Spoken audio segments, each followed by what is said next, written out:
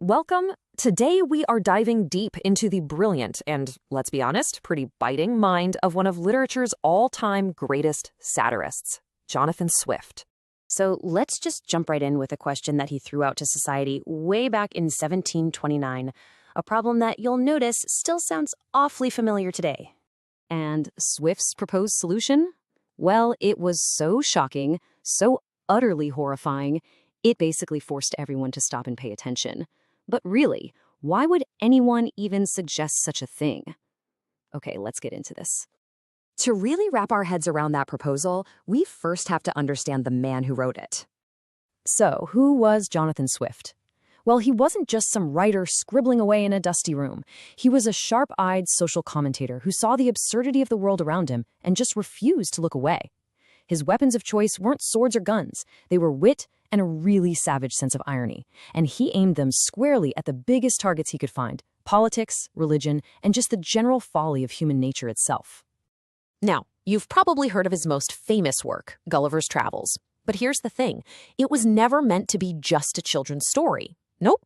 It was a ruthless, take-no-prisoners critique of humanity itself.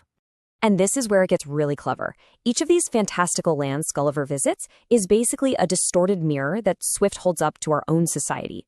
Through Gulliver's journey, he's not just taking us on an adventure, he's giving us a guided tour of our own collective failings, showing us how our most cherished social structures are often built on some pretty absurd foundations. I mean, think about it. He watches these tiny people wage huge wars over which end of an egg to crack open. It was a brilliant and hilarious job at the trivial political and religious squabbles in Europe, showing how leaders would rather fight over pointless things than solve real problems.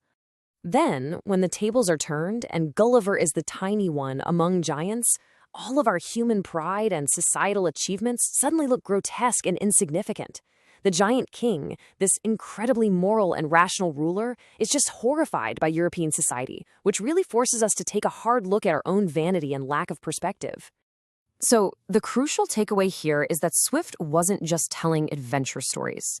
He was practicing satire, which is an incredibly powerful form of social commentary. He was using humor, irony, and wild exaggeration to make a point so sharp that you just couldn't ignore it. And all of this brings us right back to where we started, to his most savage, most unforgettable piece of satire. This is where Swift's genius becomes terrifyingly clear. He perfectly mimics the cold, detached economic logic of the English policymakers of his day, the ones who had basically reduced the Irish people to mere statistics.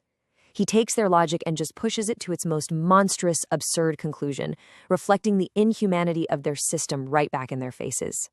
And by writing it with this completely deadpan, serious tone, he pulls off his greatest trick. He wasn't actually advocating for cannibalism, of course.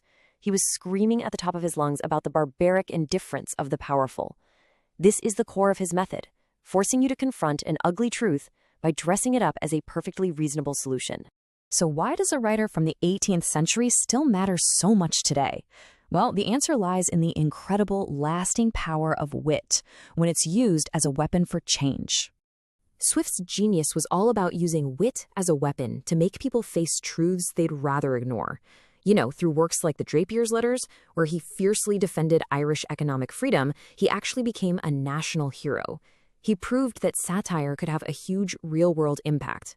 His legacy isn't just about being clever. It's a timeless blueprint for speaking truth to power. It shows that humor can be the most serious tool we have to dismantle arrogance, and that's just as vital today as it was 300 years ago. And that leaves us with one final provocative thought. In our modern world, with its 24-hour news cycles and all the endless absurdity on social media, what or maybe who do you think would be the target of Jonathan Swift's next modest proposal?